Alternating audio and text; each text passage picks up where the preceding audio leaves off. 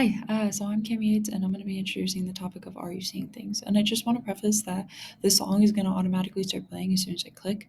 So just focus on it and focus on the text and the color changing. So, yeah.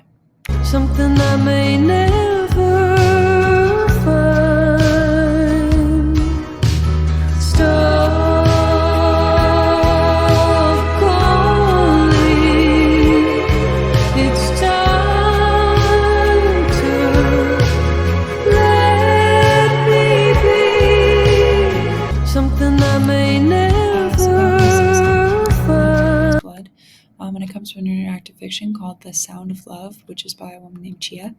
It's a really easy read, but it's regular. It's kind of like her story, where you have, snippets of her life. You have these descriptions of something that happened and how they correlate to the song, and you can change the color of the text to and like the background to be kind of how you feel after reading and listening to the song. But yeah, it's a bunch of meaningful things that happened to her, and you kind of realize how tough of a life she had.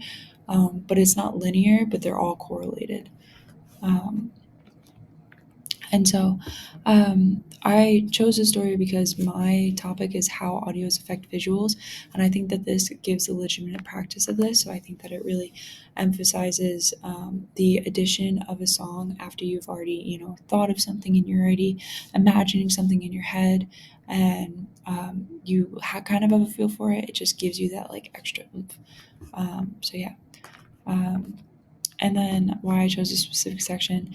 I really like the song. I like the description because I felt that personally. I've had grandparents that have passed, and I like the fact that I could choose the color and kind of correlate it to my past and correlate it to now. And the song, I think it was honest. I felt similar ways to that song. So and I think that this is great.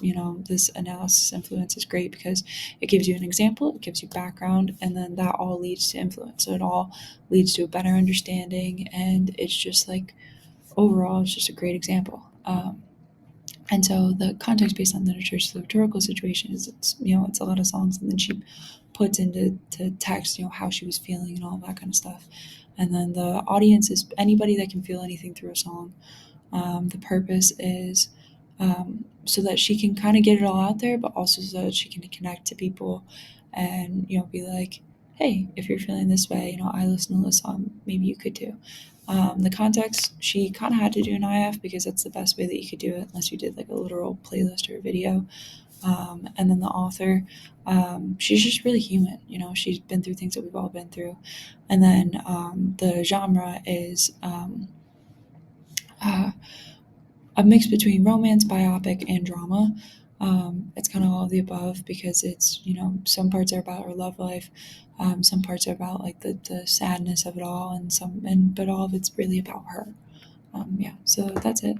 And if you want to check out the story, or if you want to check out the rhetorical analysis stuff, you can go to these two links and it'll describe more on what each of those things mean. So yeah, thank you so much.